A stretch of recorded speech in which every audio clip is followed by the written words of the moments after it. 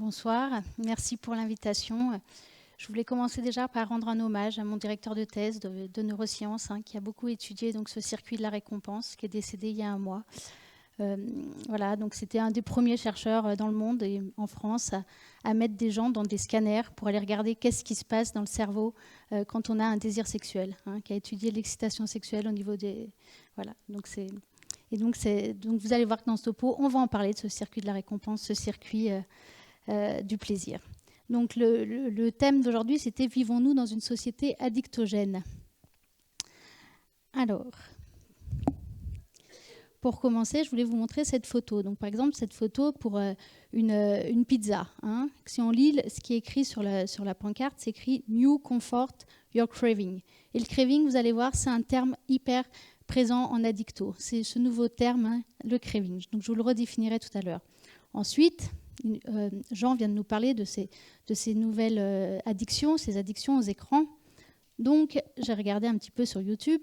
Finalement, dans le monde, toutes les minutes, c'est pas plus de 4,8 millions de vidéos YouTube qui sont téléchargées. C'est toutes les minutes, il y a 2,2 millions de Snapchat. Alors moi, les Snapchat, je connaissais même pas ce que c'était, en fait. Mais j'ai ma nièce qui a 15 ans, donc qui est natif de cette nouvelle ère, l'ère du digital.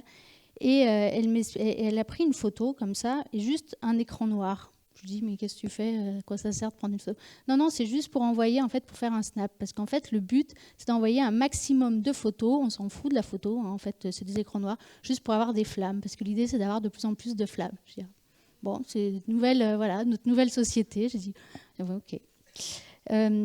Donc voilà, on a tous maintenant dans notre poche ce que j'appelle finalement ce doudou rétroéclairé. C'est notre smartphone, c'est notre petit doudou qu'on va même aller amener des fois jusque dans notre lit. Donc ce doudou, c'est 80 fois par jour qu'on va l'activer et le désactiver. Donc 80 fois par jour, c'est quand même énorme. Et à chaque fois, c'est pas plus, il nous faut 25 minutes pour retourner à notre activité. Donc tout a été fait dans cette société pour effectivement capter notre attention parce que maintenant il y a une économie de l'attention et l'idée c'est plus on va rester sur ces sites, sur ces réseaux sociaux, plus ça va rapporter des sous. Morgane nous en a bien parlé de cette nouvelle ère, l'ère de l'industrie, la 4e révolution industrielle. Donc ce nouveau doudou, il va falloir qu'on apprenne aussi à vivre avec, parce que je pense qu'on ne va pas pouvoir s'en séparer comme ça. Mais est-ce que nous sommes tous pour autant addicts? Ça, c'est quand même une grande question, parce que l'addiction, c'est une maladie. Donc voilà, cette image de notre nouveau doudou qu'on amène dans notre lit. Alors, pour parler donc du circuit de la récompense, les premiers... les pionniers à avoir découvert ce circuit de la récompense, c'est Holt et Miller dans les années 1950. En fait, ils se sont rendus compte qu'en mettant des électrodes au niveau de l'aire tegmentale du rat, de l'aire tegmentale ventrale, le rat, il allait appuyer sans arrêt sur la pédale, sans arrêt. Et en fait, ça faisait quoi ça faisait sécréter de la dopamine, cette hormone du plaisir, au niveau du noyau accumbens. Donc c'est comme ça qu'a été découvert le circuit de la récompense. Et c'était même à la fin compulsif. Le rat, il oubliait d'aller s'alimenter, d'aller manger, d'aller dormir. Donc ce circuit de la récompense, c'est celui-là. C'est le circuit qui va partir donc, de l'aire tegmentale ventrale, qui va aller jusqu'au noyau accumbens pour faire sécréter de la dopamine. Et là, la dopamine, c'est ce qui va renforcer notre désir. Mais ce circuit, il n'est pas pathologique en soi. On en a besoin de ce circuit de la récompense. Parce que justement, pour se reproduire, pour manger, pour boire, on a besoin de ce circuit. Et par contre, les nouveaux ingénieurs des réseaux sociaux, ils savent bien, ils connaissent bien ce circuit, ils s'en servent pour justement nous faire cliquer de plus en plus sur les sites, etc. Pour parler aussi dans les addictions, je voulais vous donner un autre exemple, c'est l'histoire du conditionnement. Ce qu'il faut bien savoir, c'est que des fois, il n'y a même pas besoin d'avoir la récompense pour sécréter la dopamine, c'est rien que d'anticiper la récompense, ça va nous faire sécréter de la dopamine.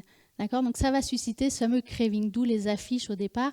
Ça va nous faire sécréter de la dopamine. Rien que de voir l'image de la pizza, on a envie d'aller manger cette pizza. On sécrète la dopamine en avance. Et pour expliquer cette expérience, c'est l'expérience du chien de Pavlov. Je ne sais pas s'il y en a parmi vous qui connaissent.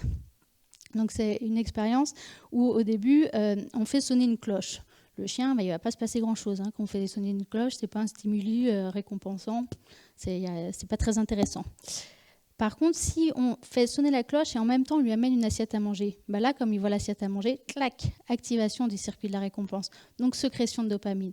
Et on répète cette expérience, cloche, assiette à manger, cloche, assiette manger. Donc on conditionne et à la fin, quand on fait juste sonner la cloche, le chien il va saliver quand même parce qu'il est associé à la cloche, l'assiette à manger.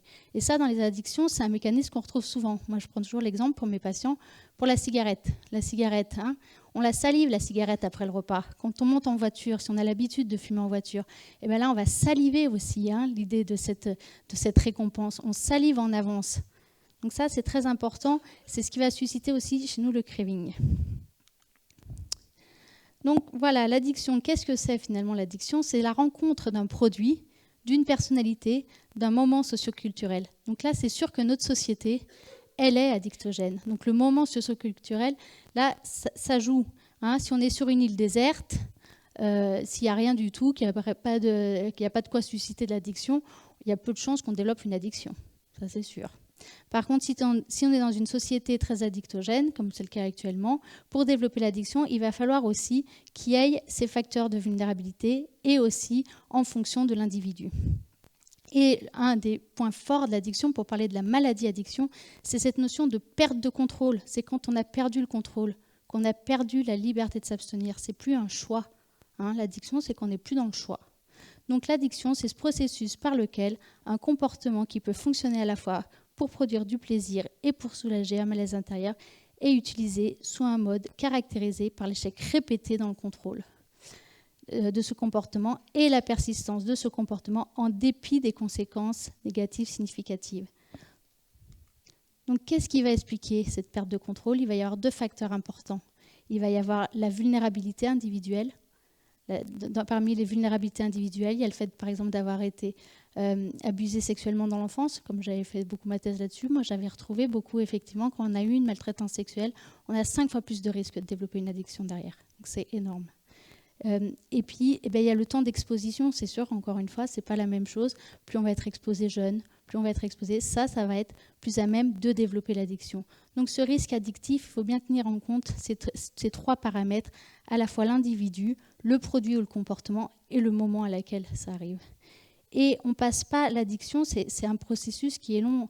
Donc la maladie, on passe de l'usage simple, donc là où on peut avoir le comportement, on peut aller sur nos smartphones, on peut aller, mais c'est équilibré, d'accord? C'est à côté de ça, on continue à avoir un travail, nos loisirs, tout est bien équilibré. Et après, il peut y avoir un usage de plus en plus excessif en fonction de nos vulnérabilités, en fonction de l'environnement dans lequel on est.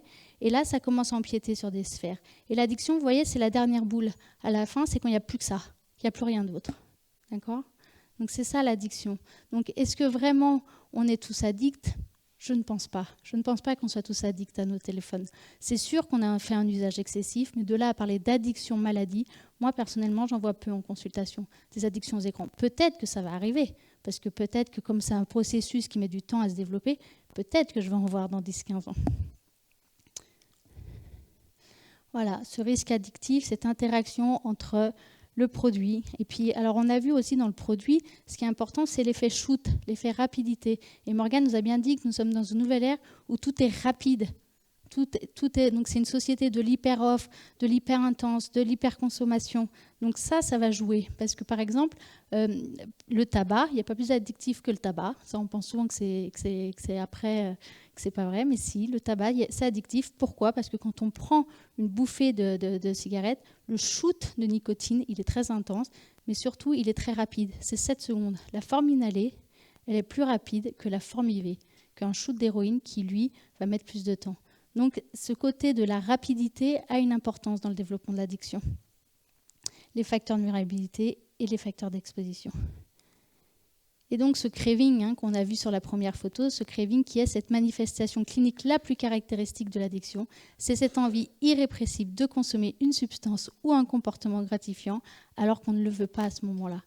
Donc ça, c'est un terme, voilà, tout est fait dans notre société aujourd'hui pour susciter du craving. On nous met des images, on nous colle plein de choses pour susciter ce craving, mais le plus important, c'est prenons du contrôle. Ayons un contrôle sur ça. Et donc, il va falloir éduquer aussi nos enfants à avoir un contrôle. Et du coup, par exemple, dans les mesures qui ont été mises pour les écrans, pas d'écran avant 3 ans, 6 ans, etc., c'est pour aider à apprendre. Il faut éduquer, il faut qu'il y ait un contrôle. Il faut qu'on apprenne aussi à nos enfants à développer leurs habiletés psychosociales. Parce qu'on ne tombe pas dans les addictions par hasard. L'addiction, c'est souvent quand il y a une souffrance aussi sous-jacente. C'est une maladie, mais c'est quand on se sert des écrans parce que finalement on a une phobie sociale, qu'on ne fait plus rien d'autre, qu'on n'est que sur ces écrans. Donc là, on va être plus à risque d'être dans l'addiction-maladie.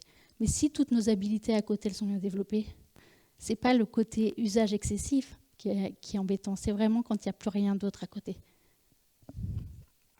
Voilà, donc j'espère que vous aurez convaincu. Moi, personnellement, maintenant, j'ai enlevé le téléphone de la chambre à coucher. Voilà.